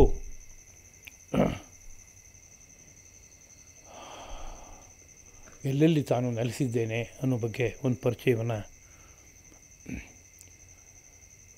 ಅರ್ಜುನನಿಗೆ ಕೊಟ್ಟಿರುವಂಥದ್ದು ಸಮಗ್ರ ಲೋಕಕ್ಕೆ ಒಂದು ಸಂದೇಶ. ಅದು ಈ ಮಾತನ್ನು ಒಬ್ಬೊಬ್ಬರು ಅರ್ಥ ಮಾಡಿಕೊಂಡು ನಮ್ಮ ಜೀವನವನ್ನು ವಿಶ್ಲೇಷಣೆ ಮಾಡ್ಕೋತಾ ನನ್ನ ಕಾಮ ಯಾವ ಥರದ್ದಿದು, ಇದರ ಪರಿಣಾಮಗಳು ಏನೇನು ಆಗುತ್ತೆ, ನಾನು ಸಮೃದ್ಧವಾಗಿ ತುಂಬ ಸುಂದರವಾಗಿ ಚೆನ್ನಾಗಿ ಆಗಬೇಕಾದ್ರೆ ಯಾವ ಕಾಮವನ್ನು ಇಟ್ಕೋಬೇಕು ಅಂತ ಅರಿತು ತೀರ್ಮಾನ ಮಾಡ್ಕೋಬೇಕು ಎಂಬುದನ್ನು ಸ್ಮರಣೆ ಮಾಡಿಕೊಳ್ತಾ ಈ 4 ಮಾತುಗಳನ್ನು ಧರ್ಮಪ್ರಭು ಶ್ರೀಕೃಷ್ಣನ ಪದಪದ್ಮಗಳಲ್ಲಿ ಅರ್ಪಿಸ್ತಾ ಇದ್ದೀನಿ. ಕಾಯೇನ ವಾಚಾ ಮನಸಾ ಇಂದ್ರಿಯೈರ್ವಾ ಬುದ್ಧ್ಯ ಆತ್ಮನಾ ವಾ ಪ್ರಕೃತೆ ಸ್ವಭಾವಾತ್ ಕರೋಮಿ ಯದ್ಯತ್ ಸಕಲಂ ಪರಸ್ಮೈ ನಾರಾಯಣಾಯೇತಿ ಸಮರ್ಪಯಾಮಿ. ಶ್ರೀಕೃಷ್ಣಾರ್ಪಣಮಸ್ತು.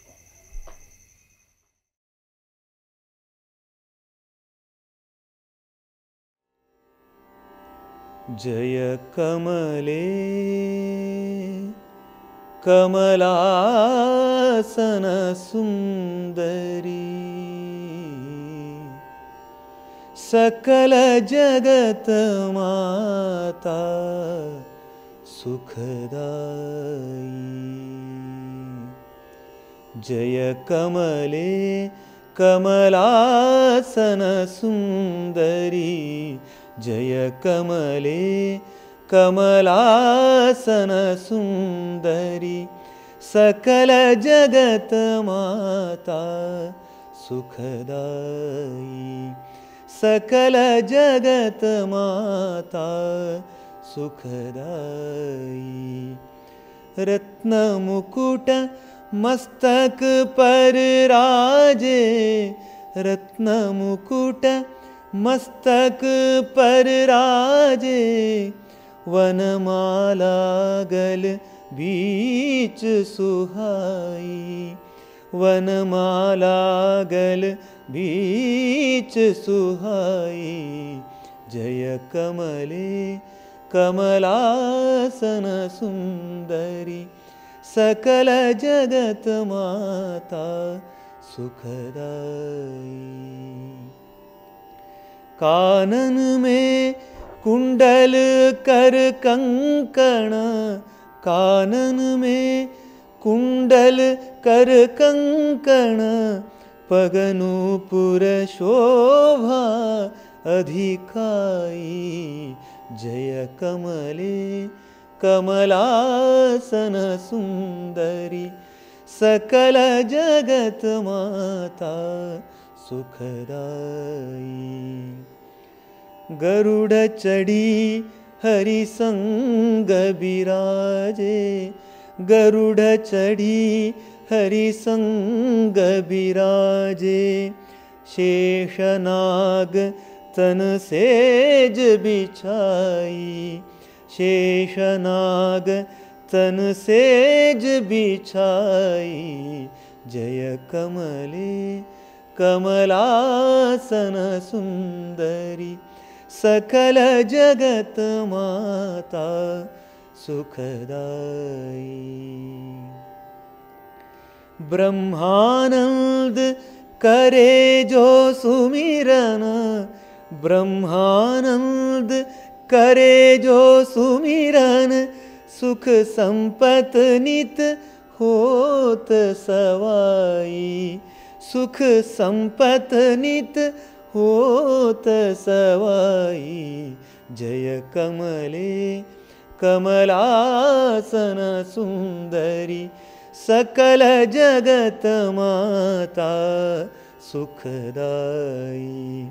जय कमले कमलासन सुंदरी, जय कमले कमलासन सुंदरी, जय कमले कमलासन सुंदरी, सकल जगत माता सुखदाई।